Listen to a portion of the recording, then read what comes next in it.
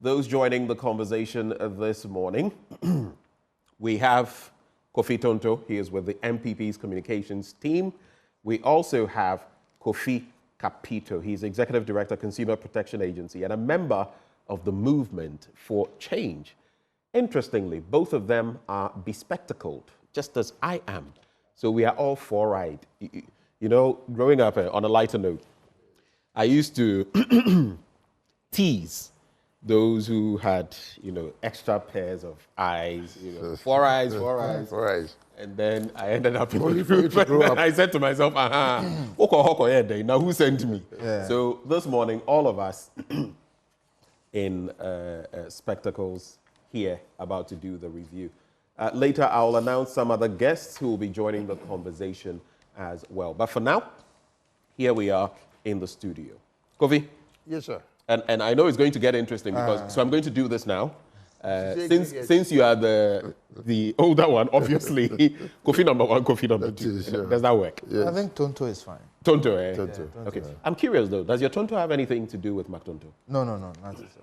No. Nothing to do with your CBSA legend? No. Tonto is a typical Ashanti name. No, I'm just asking. It could be from anywhere. Yeah. All right, so we usually do this. Kofi, I'll start with you. I hope this morning no doctor has offended you. I remember the last time you were venting. Oh, Ghana, people offend you all the time. But the question is, sometimes you are left to no defense. You know, I'll tell you a typical story that happened in Kumasi. That some manager decided that because a developer has knocked down his wall, he got the union to do a demonstration and lock the water supply in Kumasi this weekend. Lock the water supply? Yes! To whom? To that person? No, to the people in Kumasi. Because? Because he's angry that the developer who has been assigned the land, and he has been reassigned to another bungalow. Like, you know, you are not even Ghana Water. You work for Ghana Water. So Ghana Water is in agreement with another government entity. And that the final decision is move. He got angry. And I had to get the PRC involved. I will show you their press statement. The Public Utilities Yes. Commission. They had to instruct them that they should desist from doing that. Wait, so this person is not even meant to be in that bungalow? Yes. Not even meant. No, I'm just trying. No, not that he was. No, he was in the bungalow. Yes, but he wasn't. He's been reassigned. Right. And he refuses to move. I see. You know, and it is so disheartening.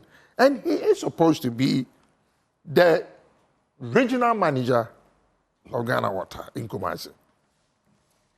Well, interesting points you've made, but always I try to be fair. Look, because the person is not here. No, this is the PRC's press release. What does it, in summary, what does it say? They says that they should desist from doing that, and they should unlock allow the water to flow in Kumasi. So all I'm going to say on this is, if it is the case. No, it's actually that the case. I know the case. That's what I'm telling you. I try to be, you know, very diplomatic with these issues. If it is the case, you've been assigned, whether you are a lecturer or whatever, in any institution, or a public sector worker, and you are benefiting from a bungalow because you are serving with them, once you stop, you know, serving with them. No, he hasn't stopped.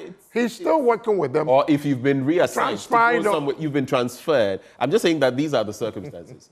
You've either moved on, or you've been, you know, relieved of your work, or you've been assigned to a different part of the country or some other place. Why do you retain, you know? He was bold enough to organize the labor for them to do a press conference in Kumasi.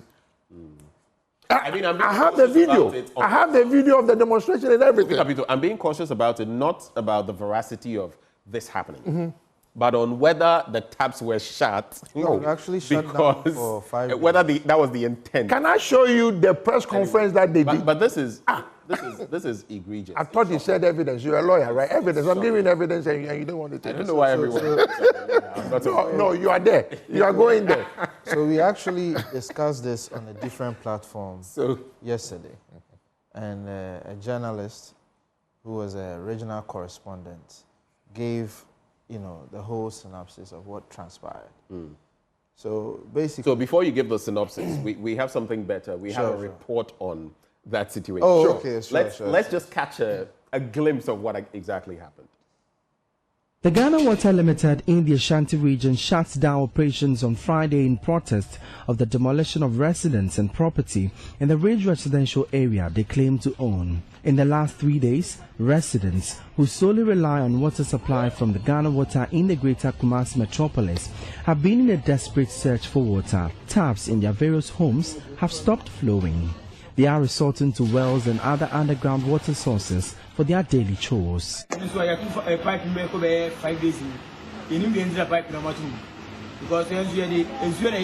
taps haven't been flowing for the past 3 days. We need water for our work.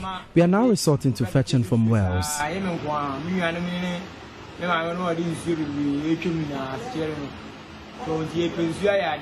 As the dry season sets in, water is now more essential for various homes and industrial chores. But the scarcity of it is presenting a daunting task on food vendors.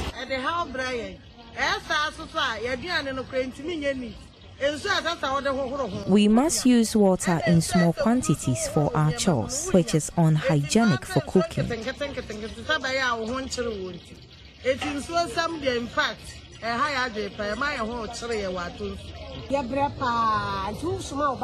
My son always complains of neck pains because he must fetch numerous buckets of water.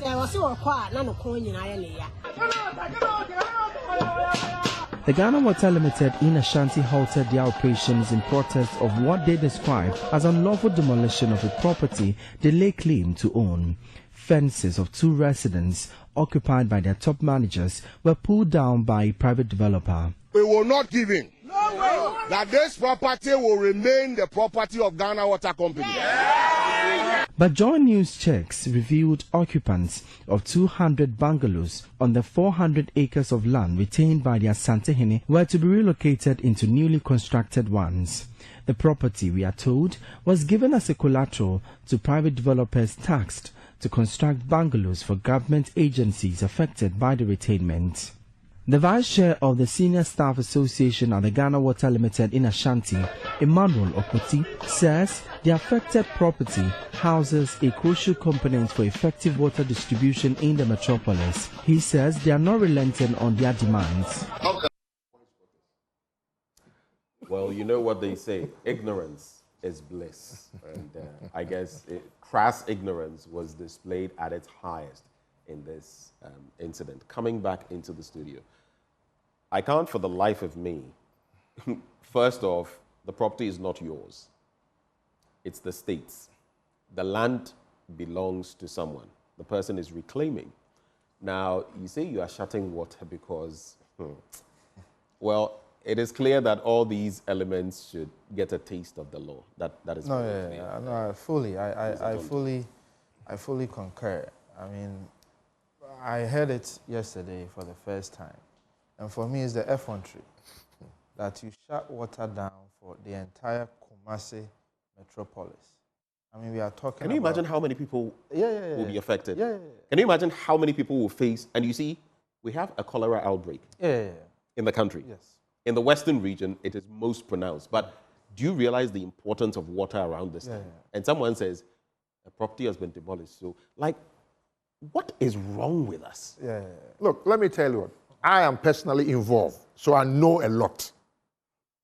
As of Wednesday, Thursday last week, I went to Ghana Water's headquarters at the ministry, trying to engage Mr. Brahma. Unfortunately, I think he's not in the country. So I asked somebody, who can I speak to? Then they took me to a lady's office. I don't even know the lady. So when I got there, I didn't even know why I was there. And Kofi, we have to summarize a bit because we have to get into Fine. But yeah. The bottom line is, they are aware, the Ghana Water headquarters is aware that that person is misbehaving in the Asante region. I was in one of the director's office when he called him.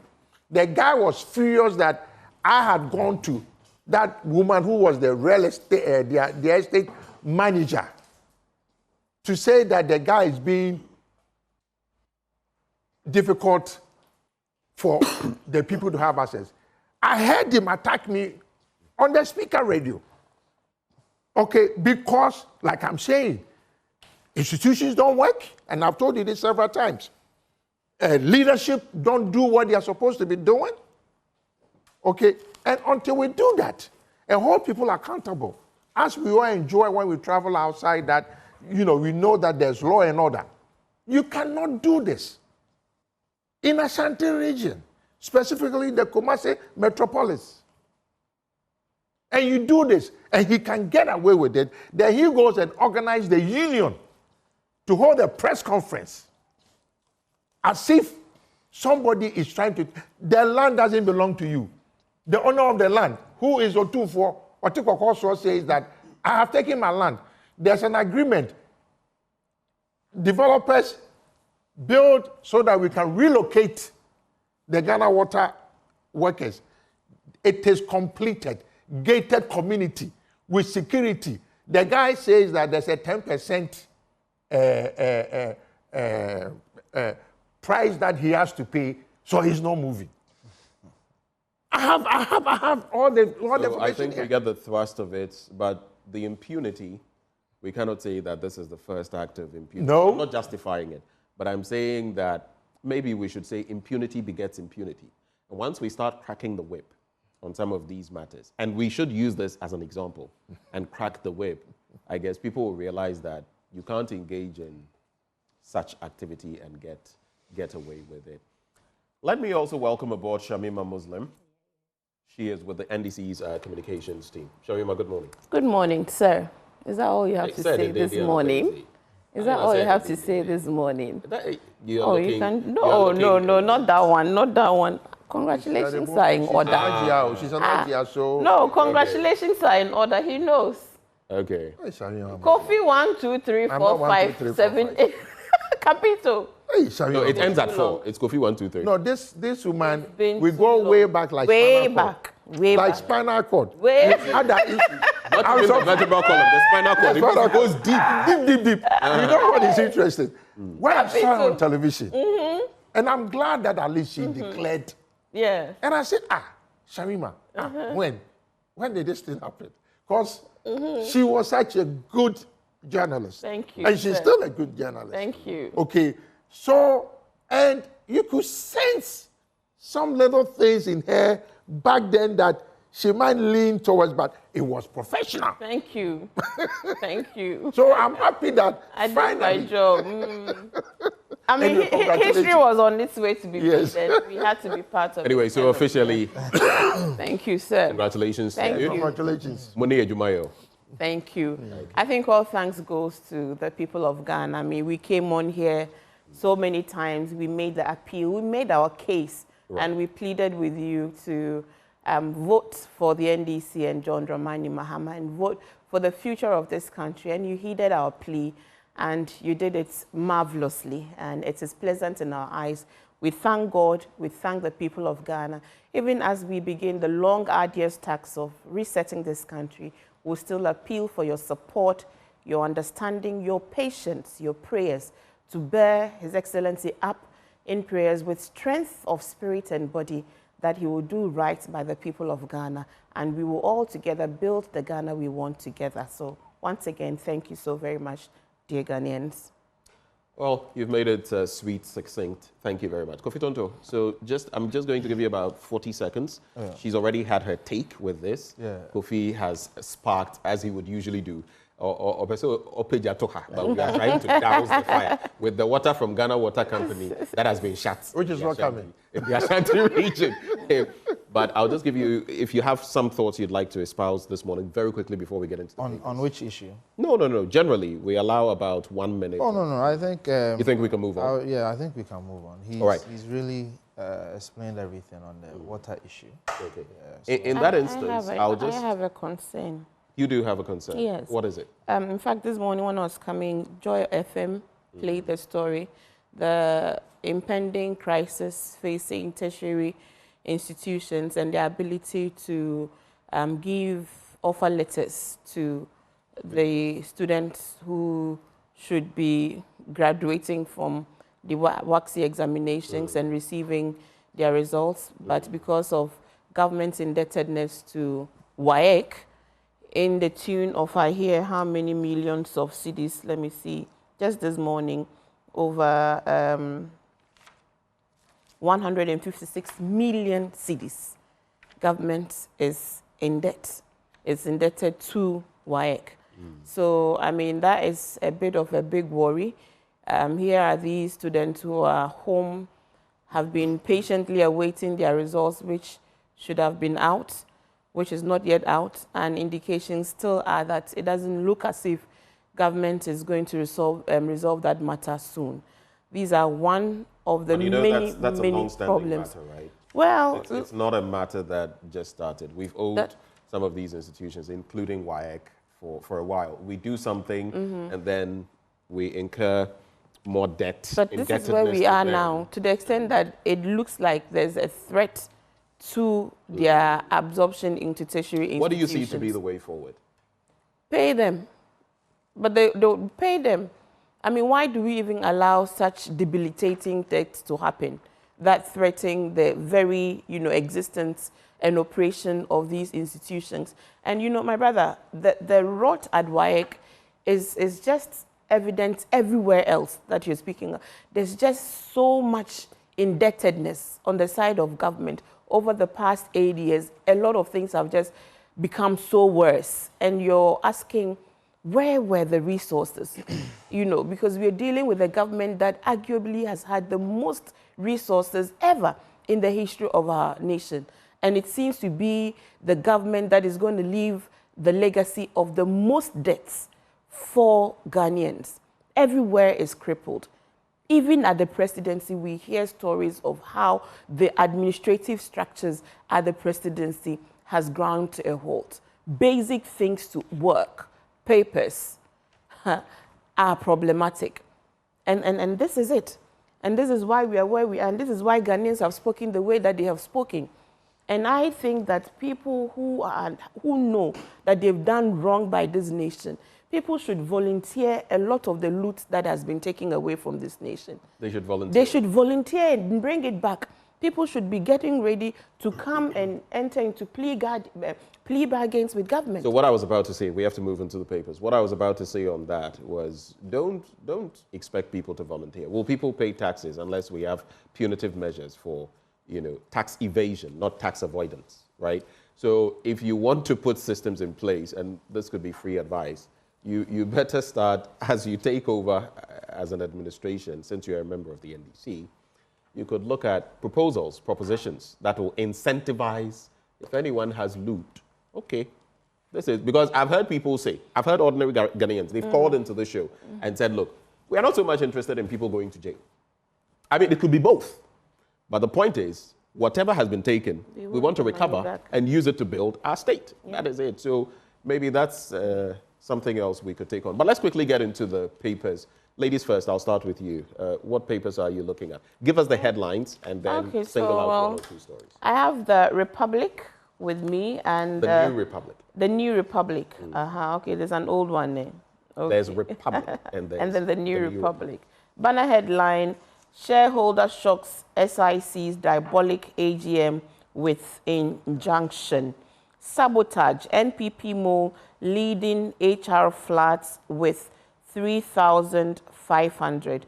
Mohammed's momentous comeback, a change to rewrite Ghana's destiny, Baka Vomawo opines. And of course, Musa Dankwa demystifies voter apathy rhetoric linked to the NPP's defeat. I think Musa Dankwa is man of the moment, indeed. The Daybreak reads, Atu forcing fights Nitiwul over cost of 2 ships, and National Service Authority refutes claims of payroll fraud. That's very long in coming. And Suleiman Abrahima commends pleas for professionalism during 2024 elections. Okay, also, so we usually do the headlines for one paper and then get into it. So I propose if you have a story from the New Republic, you can get into it. If not, then we can look at another paper. I think that for the major story here is Mohammed's momentous comeback. I think it's a significant turning point in the history of this nation. And I think that the stars aligned to make a huge statement, not only for the opposition, the outgoing New Patriotic Party, but most importantly for the incoming government. And as I heard, and I've continued to hear the incoming President John Dramani Mahama speak to the nation and speak to members of his government and posit that there's truly going to be a new chapter, that this huge mandate that we have been given by the people of Ghana with a sweeping majority in Parliament, it's both a blessing and it could be a curse. And it is up to us, an incoming government, to ensure that it does become a blessing to the people of Ghana. And, you know, to the extent that we didn't envisage such an outcome in terms of the margins, the regions, you know, and the wins across board, to the extent that we had titled our manifesto Resetting Ghana Manifesto. And the people have given us the greatest opportunity to truly reset this country. And the indications we are hearing so far from His Excellency about the constitutional review areas and how we would quickly bring some of those outstanding issues back to force, and how he would use that majority he has very responsibly and still intending to work cooperatively with the opposition if they would allow cooperation to prevail, given the level that they have currently sunk into. But, I mean, bottom line is, as he has said, he would ensure strict accountability from everybody who find themselves in government. And he's giving warning, if you know you're not up to the task, please stop presenting your CVs, because it is really going to be There's work a lot of wrangling, and no pushing, business shoving, as lobbying usual. for as it should be around these times. People should know that, I mean, the plan has been that ex gratia, for example, you know what your party has said about ex gratia. So for those pushing, maybe they should know that this is what is going to happen, and it's not going to. I'm sure they are aware. They are aware. Yes, it's a unique opportunity to be part of this history of, you know, this new independence Ghana is about to forge. Right. So help us go. Kofi Kapito, before you get into your paper, just a quick one. With the movement for change, how did you find your performance in the 2024 elections? We didn't say we were going to win. We said we are forming a movement. You did not say you were going to win? No. We said we are forming a movement that is going to gradually grow to be something else. Okay, including my nephew here, Kofi Tonto. But I did hear some of your members, spokespeople here join us and talk about the fact that you were going to, Really? I don't know who said that, but I knew that it's a movement that is going to grow and become bigger. Or maybe it was just to show somebody something small. I don't know who. Small what? And they showed them, didn't they? But some find your performance disappointing from the standpoint that you did not even come after the two major political parties. Sure. Yeah.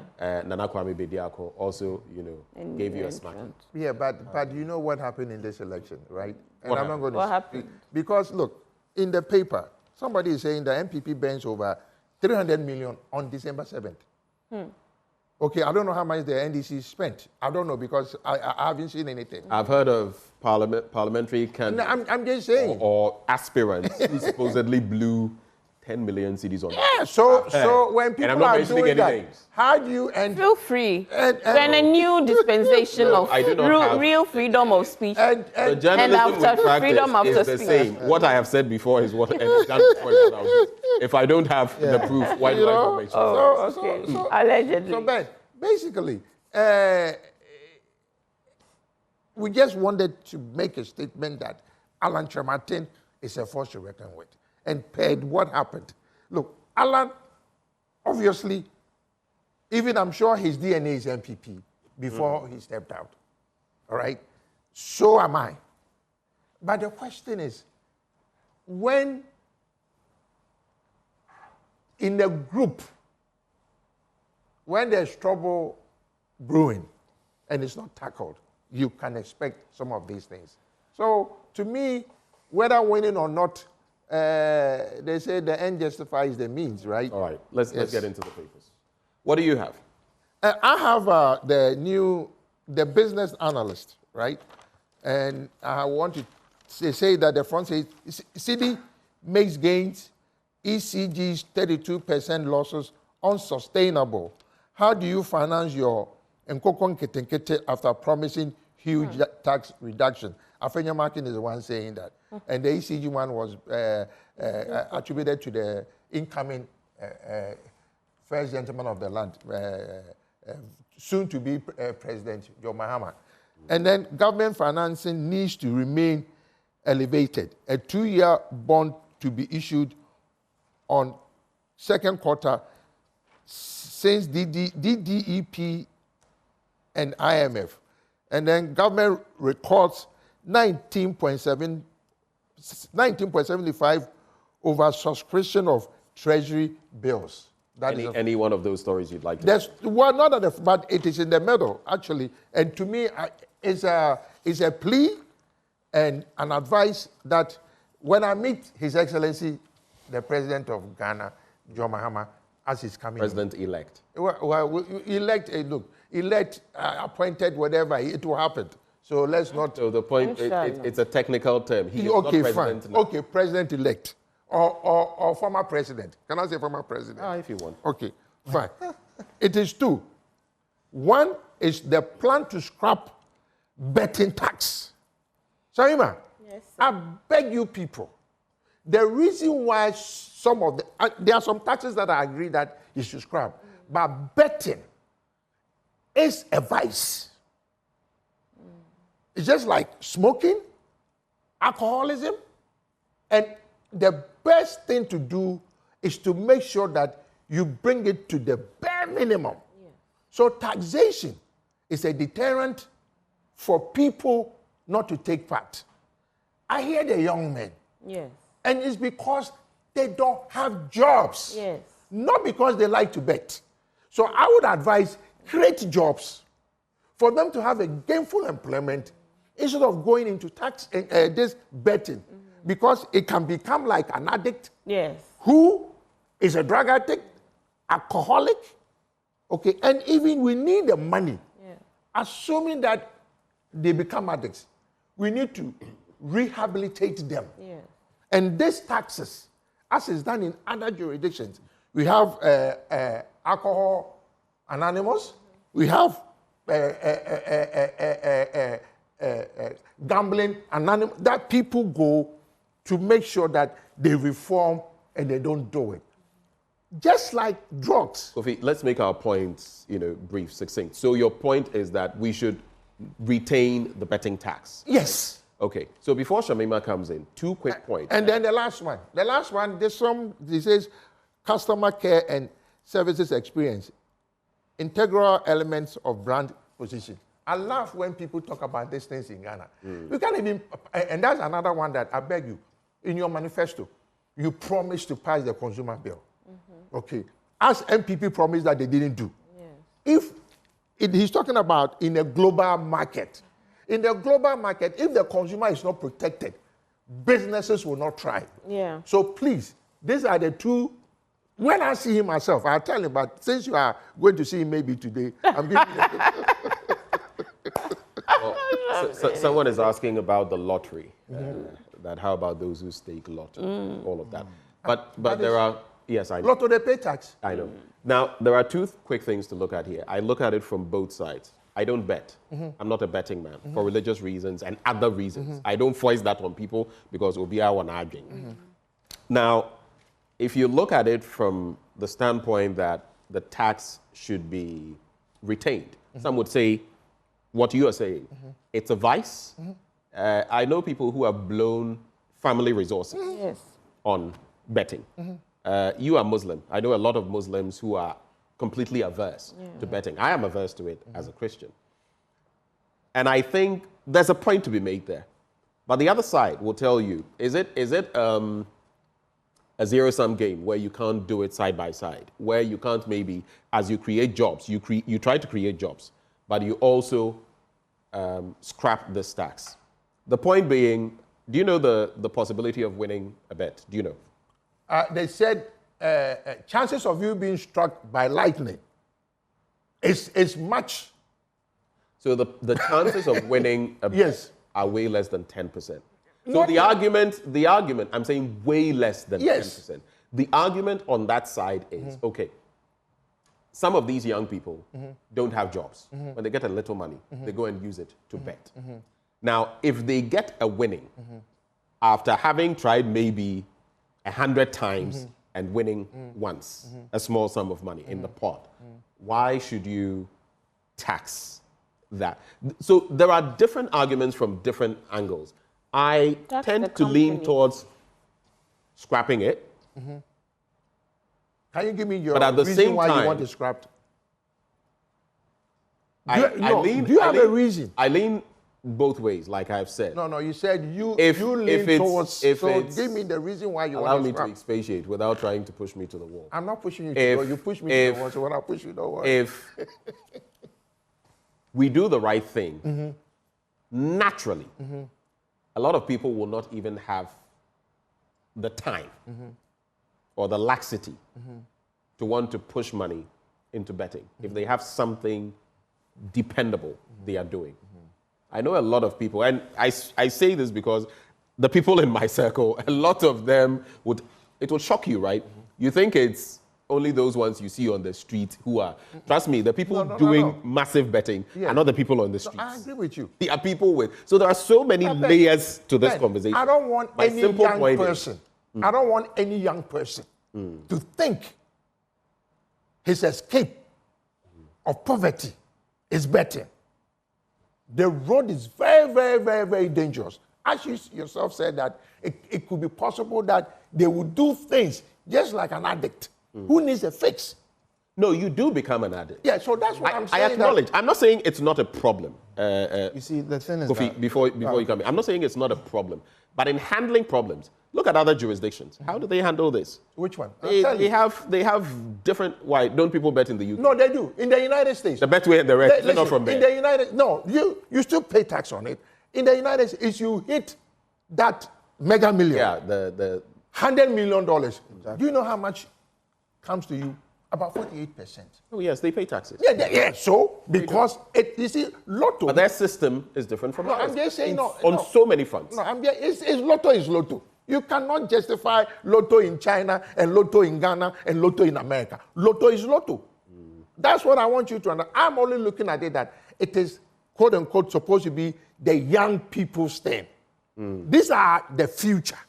You get my point? And I don't want them to get on the road that it might make it difficult. We get the for them in thrust of your argument. Let me bring Kofi Tonto in. Yeah, so for me, I think the betting thing is more nuanced than we've made it. It's not just a case of jobs. Right. You know, so we need to really demystify the argument that when you create jobs, young people... Like I was saying, there are people who are wealthy who are still, engaging. You know, growing up in the US, I mean, I've seen people betting who have jobs. So it's far more nuanced than that. We really need to look at what behavior is driving the betting. You know, it's like people doing fraud. You would think that they are doing it because of poverty. But oftentimes it's about luxury. They want to have a luxurious lifestyle. It's not just about putting food on the table. So it's far more nuanced than we are really making this argument. And you could even extend it to some bit about Galam. Not all. Of course. Some. Of course. Some of it too of course. It's not so much about it's not bread and butter. Exactly. It's more about luxury and living a certain lifestyle. So I think we ought to have a more nuanced conversation when it comes to betting than saying that John Mahama should come and create jobs and then we can do... No, it's far more... I mean, it's one of the layers, but it doesn't mean everything. It doesn't I'm saying solve that the severity of it, the degree to its contribution may be negligible. Right. Look, there are a lot of people, as you rightfully said, who are gainfully employed in the betting lifestyle. Gainfully employed in the betting lifestyle. So we need to have a more nuanced conversation around it. And for me, otherwise what's going to happen is that in 2 years' time, John Mahama will claim that he's created X number of jobs and betting will still be on the high side. You get what I'm saying? Let me ask you this quickly so we move on. Do you feel, though, because one layer to this is where people feel it is destroying the moral fabric. You see, if you have the tendency to bet and you lose, you tend to want to go and find money somewhere to go and bet again. Yeah. It creates other vices. Hoping that you will win. Yes. And in sometimes trying to get that money, people may end up in different vices, trouble, stealing and all kinds of things. Do you think from that standpoint, the moral standpoint, it's becoming a problem, or it has become a problem? It is a problem. And you know, yesterday or 2 days ago, an issue that came up on Facebook, and I don't want to embarrass the young man, so I won't mention his name. There was this young man who came out saying that he has to pay his school fees, and it became a sensation on Facebook. And the lady was generous enough to say that, okay, this is the 2,600 cedis, go and pay your school fees. Then the lady asked the young man, can you give me a receipt? The young man then presents a fake receipt, you know. Then the interrogation started. So eventually it turned out it was not just the 2,600. He had taken money from his mother and other people to a sum of 10,000 cedis, and all of it to betting. All of that money to betting. So I can definitely get the point that you are raising, that it's a vice which leads to other more vices.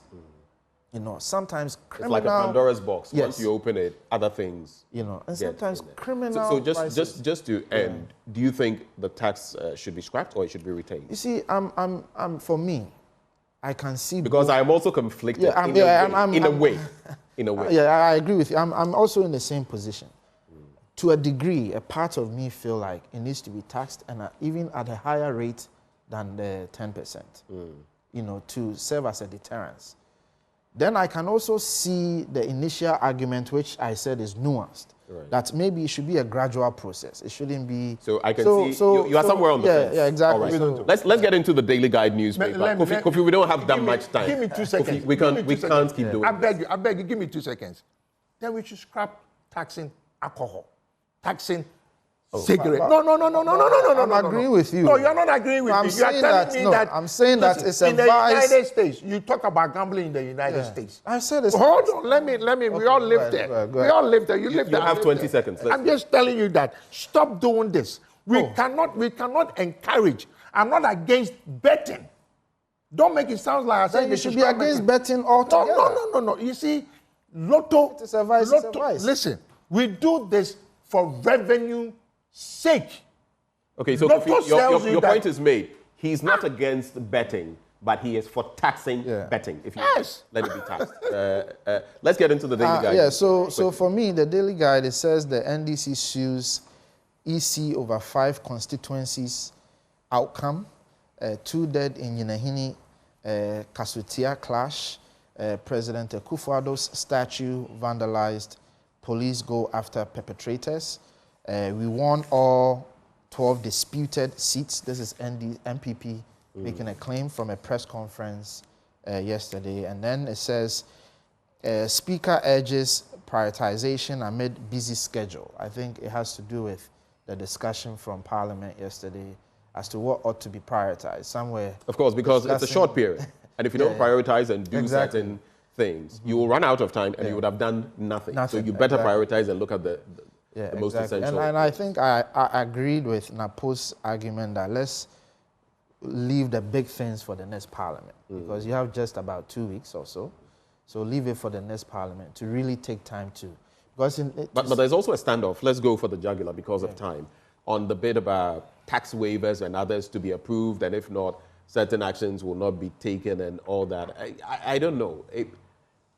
Is it soreness, is it bitterness, or is it being intransigent from the NDC's side as well? Because they did not show up saying that they are still against. But to be fair to them too, it's not now that they are saying they are against these things. They've been against it for a long time. these Yeah, tax waivers? oppositions are usually against these things. You know, once they become the majority, it will surprise you that... No, but when they were the minority, they have consistently been against this. No, that's what I'm saying, that they were the minority and they will be against it. Once you come into majority, oftentimes your position changes because now you are running the government and there are some tax waivers that you need to stimulate the economy that you want to revive, to create the jobs that you want to create, right? So John Mahama, if my memory serves me right, His Excellency wants to create about 3 million jobs. That will require some degree of tax waivers to be able to stimulate the jobs that you want to create. So you see a 360-10 once they become the majority and they have business to do. So it's not, again, some of these discussions are far more nuanced. But hopefully not. You see, on the tax waivers and others, sometimes it is the quantum of it. It is how many we are looking at. It is which entities are involved. All of that. It is maybe the conflict of interest of entities that are very tied to the tentacles of certain people in government and all of that. It's complicated. Yes, very complicated. And that's what I'm saying, that our positions change depending on where we stand. Because when the NDC was in majority during President Mahama's time, we can also show you a number of tax waivers that they gave out. And then all of a sudden, they became against tax waivers. No, they are not against It's not a general bit, though. And I don't think... We are against what we have seen. It's not a complete wholesale being against tax waivers. That is an incorrect statement to make. But again, I've spoken about quantum. And you look at some of the figures we are looking at, and it becomes a bit of a concern. Shamima. Right. So two things, just to clarify. Just a quick reaction, if you do, because he has others. No. What I just wanted to say that we can't be against tax waivers. Okay. We're against the extent and the amount of tax waivers, the revenues we have lost over the past 8 years. And yesterday, if you were listening to Sami Ablakwa, he gave us just how much you were hoping to give tax waivers to companies that we have found are closely associated. You know, this clannish regime that has been managed by this, outgoing government has just, you've eroded trust in so many institutions. And I think that we need this process of recovery. We cannot be against tax waivers. If you have a reaction, it must be quick. Let's look at some of this. You have 4 years. The abuse you have 4 years. Too much. You see, the lamentations ought to stop. It's not, nobody's lamenting. We have not even You started the day with lamentations. You have been voted into power. You have just about 2 weeks or so. You took over the affairs of the nation. We have not taken over the affairs. You have about 2 weeks or so to take over the affairs. More like 3 weeks, and you can do whatever you want to do. Which we will. But some of the lamentations, which you continue to... There are no lamentations. You must be held accountable. Okay, nobody's You've done so many wrong things. Nobody's You still disputing. speak with such, Let's get into our next story. Obviously, there are differences in opinion, and that's fine. I'm speaking with disregard. Let's get into it. Let's get into the next story. No, I'm actually... Ladies and gentlemen, for the sake of time, let me manage this. Let's get into our next story. Kofi, let's get into our next story, please. President Akufo-Addo's statues vandalized. So this, for me, is an issue that needs to be looked at very carefully. You see, we cannot claim to be against impunity. We cannot claim to be against ills of a government and then try to solve those ills with more ills. I mean, just imagine President Mahama finishing his term and a statue being mounted in his name for his contribution to the state. And somebody goes to vandalize This that was statue. in some hospital, right? No, this is Takrady. The one in Takrady. Oh, okay. At the roundabout. At the roundabout. So the Takrady, that road is being done, and they mounted the statue, and the road is about 80% complete, but it's not completed. And I don't know who committed it, but someone committed the offense by damaging the statue. President Akufo-Addo has done his bit for this nation. And I can list a litany of things that he has done to contribute to the growth of this nation. So it doesn't lie in anybody's mouth, nor in their hands, to say that you don't deserve a statue. You know, you don't. That's not how we run the country. So you can't vandalize something like that, no matter what your sentiments so are. I concur. No. But let me quickly do this. Let's cross over to Collins Frimpong. There has been a fire at the Kwashiman cluster of schools, and my colleague Collins Frimpong is there. Collins, what can you tell us so far?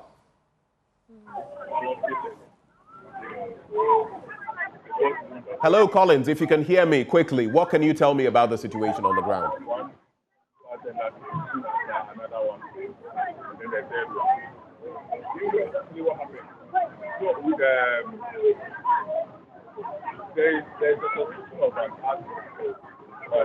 Well, I cannot hear anything from Collins Frimpong. It's not clear whether he's speaking or not. But you can see from the scenes there the fire service on the ground trying to douse the fire. And you can see those mighty flames in there. This must have started at some early hours of the morning. And you can see the ceiling of the building, or the roof actually, still on fire. The initial, the insides also on fire. Collins Frimpong, if you can hear me, briefly, what can you report on this situation?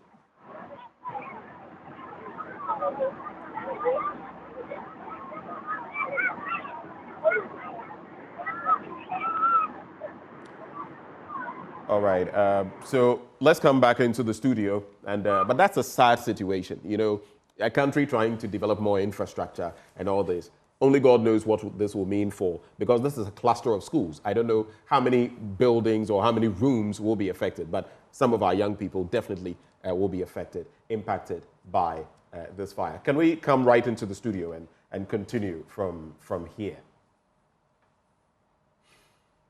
Collins, if you can hear me, what is happening? What can you report? Trying to switch off the fire. We have told that the building was set ablaze around 1 a.m. thereabout. When the fire service came around, they were able to switch it off, but not completely. So they were called back again to switch the fire off. So currently, the students are supposed to be in class, but because the buildings have been set ablaze, they are currently standing outside with the teachers and everybody here. The police are here to commence investigation. So this is what is currently happening here. I am told that at Kwashima Instructor of Schools in the Ablikmano constituency serves as the house for the electric materials. So for the election 2024 in Ablikmano constituency, the Kwashima Instructor of Schools was the house that housed the electric materials, all the electric materials from the parliamentary to the presidential. And the constituency already has had issues with policies. So this is the constituency where we have a Rabina office, who is the MP, parliamentary candidate for the NDC.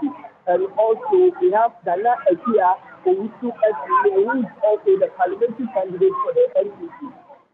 So here in this particular constituency, the NDC have been declared the winner. So a Rabina Obey has been declared winner during the collation at the Accra Regional East Office. And the NCC also believe that they have won. As a matter of fact, Nana Ekia Owusu FCA is on record to have said that they have won with about a margin of about 300 votes. So this particular constituency, in terms of parliamentary collation, it is this.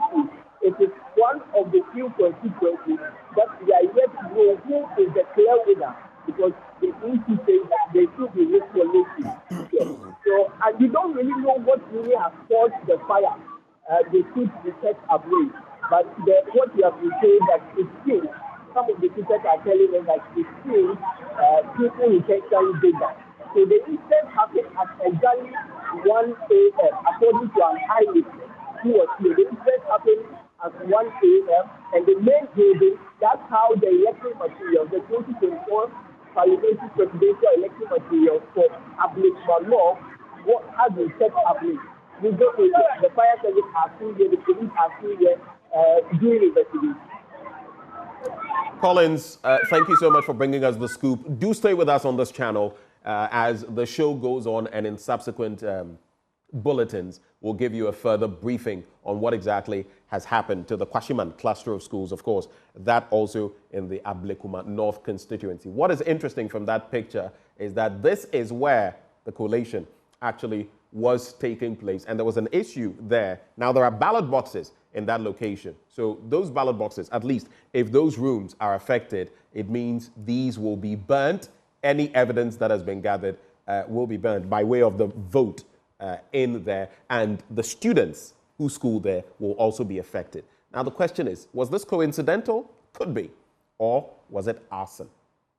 That's another matter. But the NDC's Irabna Obin had been declared the winner there. So could someone have motive? That's what the legal people would have to look at very quickly. Let me come into the studio and wrap with my guests this morning. Any quick thoughts on that incident? Story about the defacing of the statue. I would also have to add my voice that no, we don't want a lawless. Very brief. Yes, we don't want a lawless society. I mean, we don't want to be taken back to 1966 after Nkrumah was toppled, and the visuals we saw from those who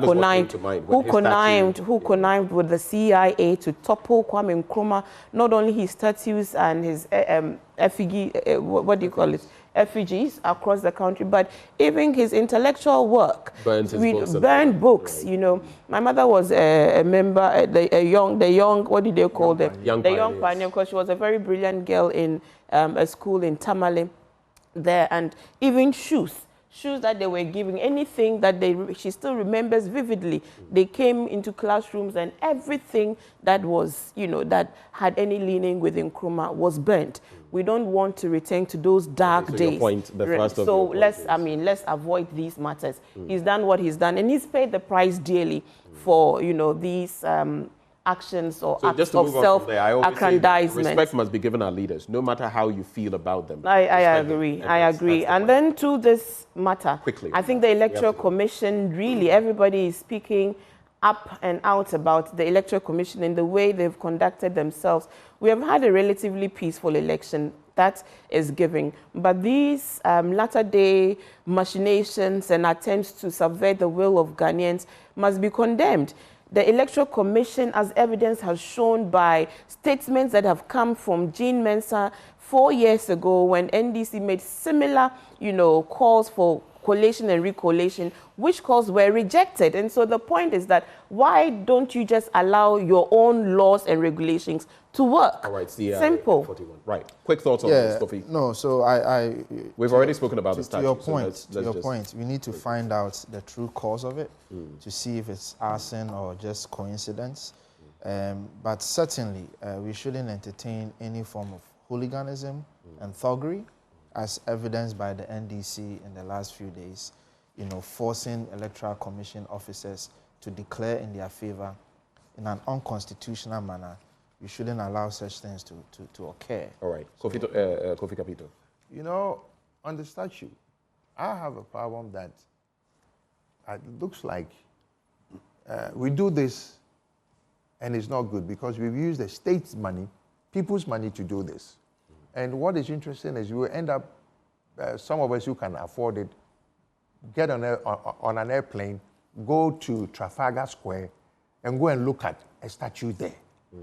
So if we have ours here, let's keep it. Maybe in future, somebody will go and visit. But on this fire, right, I'm glad that they started at 1 a.m. so that the children were not in school. But, Ben, there's danger booming in Ghana in terms of high-rising buildings that are being constructed in Ghana.